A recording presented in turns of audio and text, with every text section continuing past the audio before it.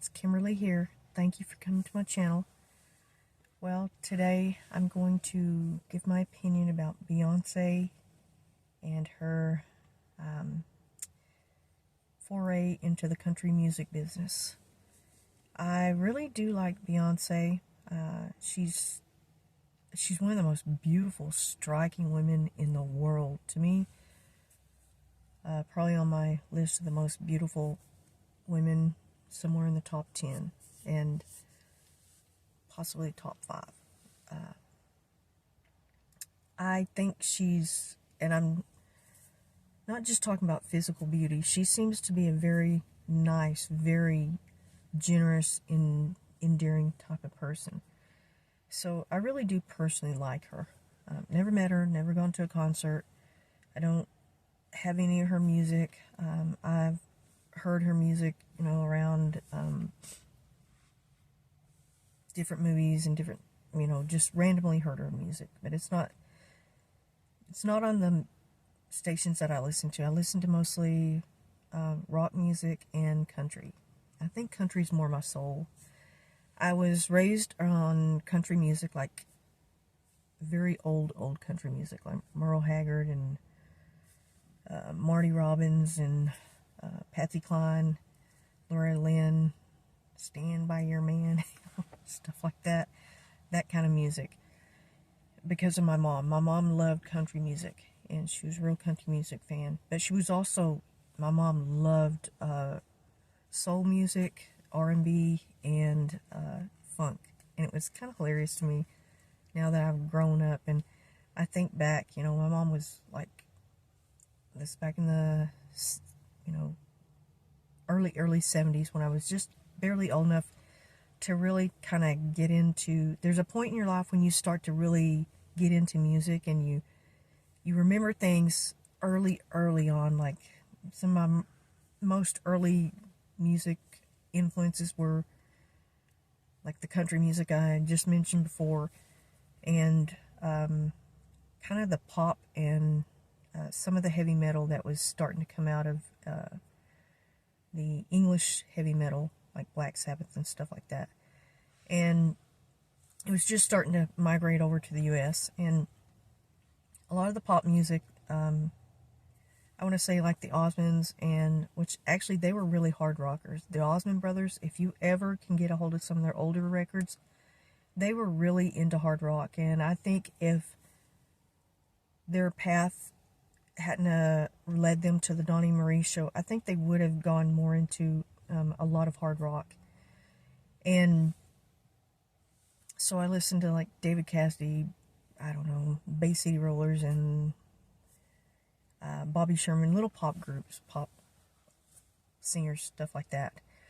And then I got more into classic rock as I grew a little bit older, and I still held on to country music. But at the time that when I was in high school, heavy metal was really, it was really big. The city I lived in, I went to just about every rock concert possible, every rock concert that came to town. And I've only been to a couple of country concerts, which I know one was Marty Robbins, and I can't even remember the other one. I can't even remember. On my first concert was the Beach Boys, and I was about 12 years old. And so I have a wide range of musical taste. I like country, rock, R&B, soul, funk, even opera. I like a lot of different types of music genres. And Beyonce, she's like the queen of kind of the modern R&B type of music that you hear now, or like they call her Queen Bey. And she has huge support with her Beehive fans. And I'm not knocking her at all in this video. I want to make that really clear. I'm not knocking her. But I did listen to the Texas Hold'em video. And it is, or the music video. And it is a really catchy, the music is really catchy, really not bad. I listened to both Texas Hold'em and 16 Carriages, and it was late at night when I heard them. And I think I kind of fell asleep when I was listening to 16 Carriages. I was listening to him when I was in bed, and I just, I think I dozed off in the middle of it. I was so exhausted, so tired. So I re-listened to him today. And the first impression I had of them was, I was so tired and so exhausted.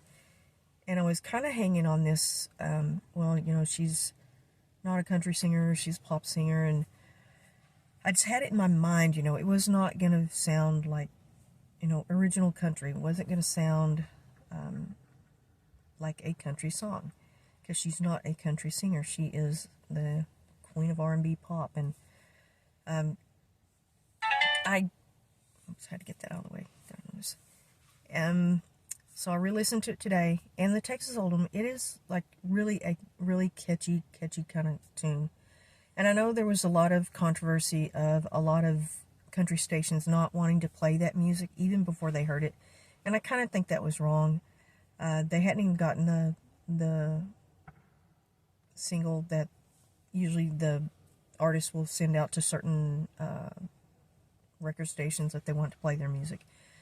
And a lot of them hadn't even gotten the sample record to play, or whatever, not a record. I don't think they give out records now. I don't know how they do it, really. I don't know. But it's a digital product that I don't know how they do it. Whatever. It used to be, when I was younger, it used to be an actual record. And it would say, it had a disclaimer across it, not for sale. It was for, I can't remember exactly what it said, but they actually had like a record disc, and they would give it to the record station, the radio station to play. And I think that, I hate to bring out that a lot of people may have thought, well, she's just in this genre of pop music, and she's, I want to say, on the fringes of the hip-hop kind of R&B community, and there's no way anybody who's in that world could produce or sing a really good country song and really have the heart and make the sound that a real country record would have. But I have to say, the Texas Hold'em, I thought it was a catchy little tune. It really had a little bit of, country feel to it. But some of the language in it, referring the B's, and then the SH word, it probably wasn't conducive to what they wanted to play, and they probably had to have a version of it where it was modified without that type of language. So that might have put off some of the record stations, and a lot of them probably would not play it with that kind of language in it. And it was more, I guess, a lot of people might have been thinking that was representative of the type of music maybe that she was around or playing. So I don't really know if she uses that language in her music, because I really don't listen to her music that much. Like I say, only the stuff that is commercially played that I hear every once in a while, randomly, mostly on like media sources or something like that. It's where I hear her music being used. Or when I watch an awards show or something. She wins tons of awards, and she's very deserving of it. And then the second song, 16 Carriages, it was a really beautiful song. That song is really beautiful. And the music is beautiful. I think there's a little bit in there that makes it sound like too poppy, like too hip-hoppy,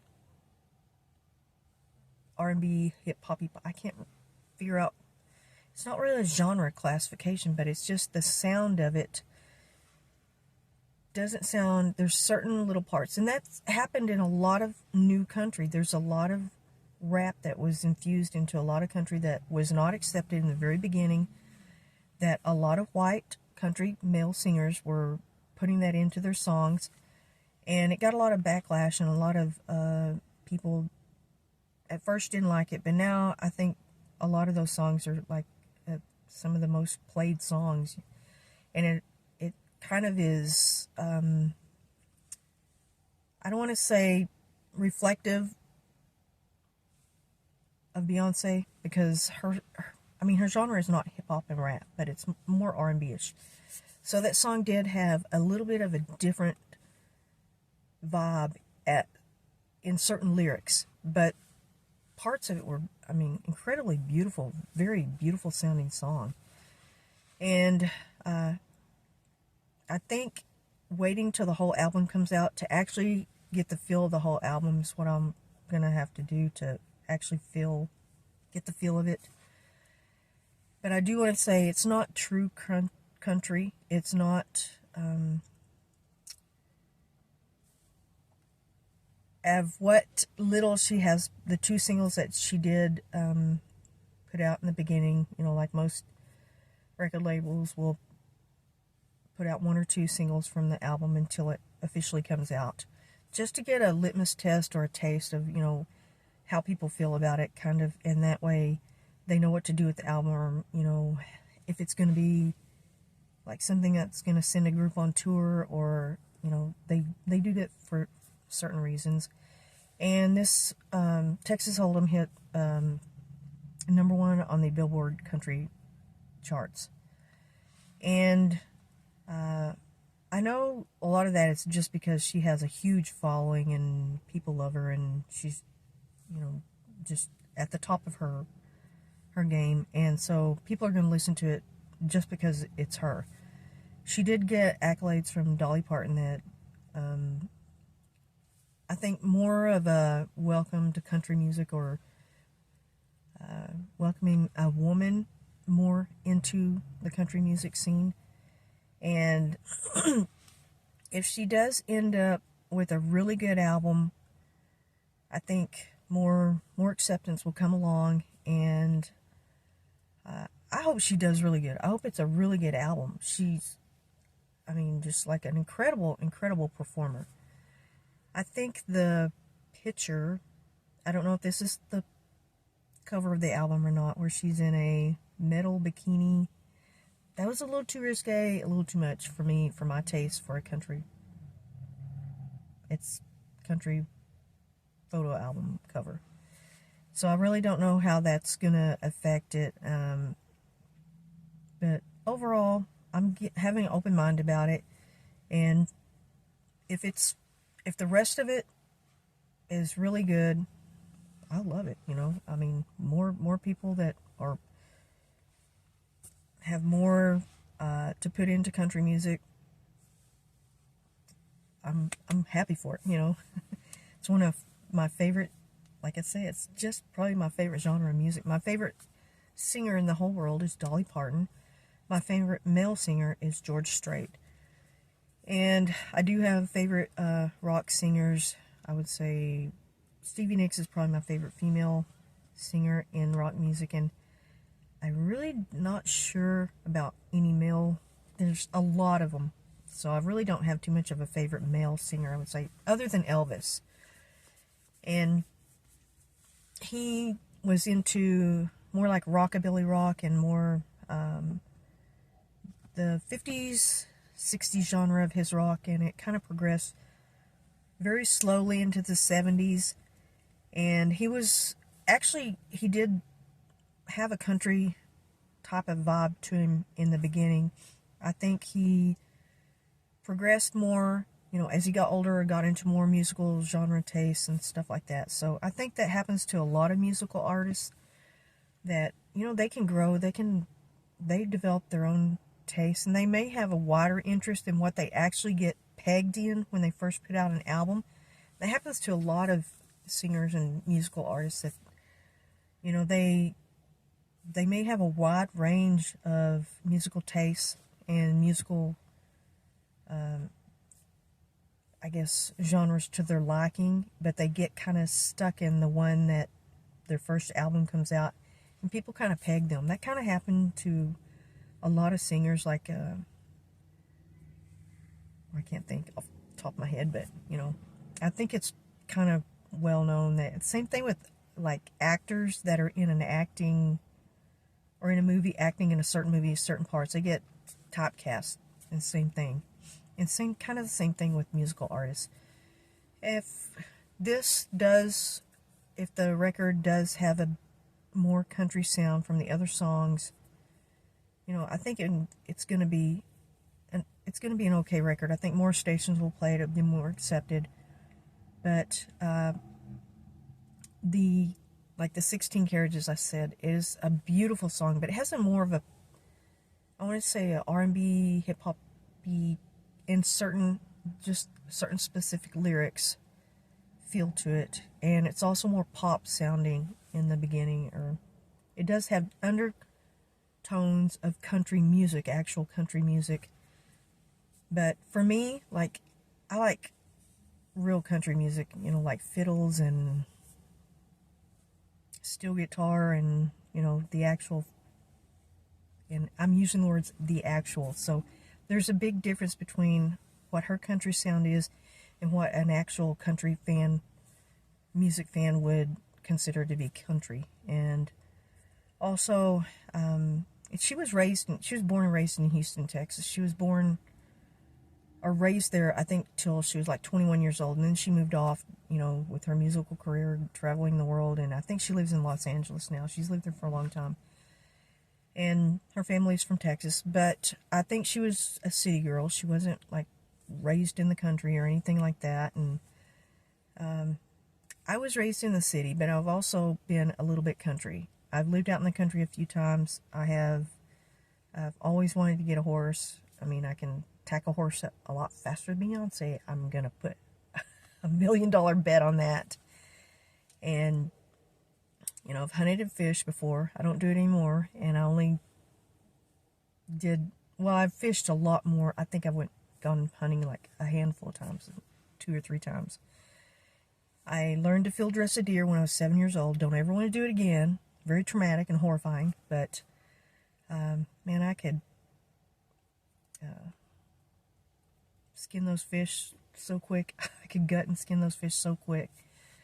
But I don't care to do that anymore. That was just part of my upbringing. I've eaten deer meat, rattlesnake, every pheasant, quail, anything that you can hunt. I've practically eaten it. Don't have the taste for it now. That's what I grew up on. It's a gamey taste.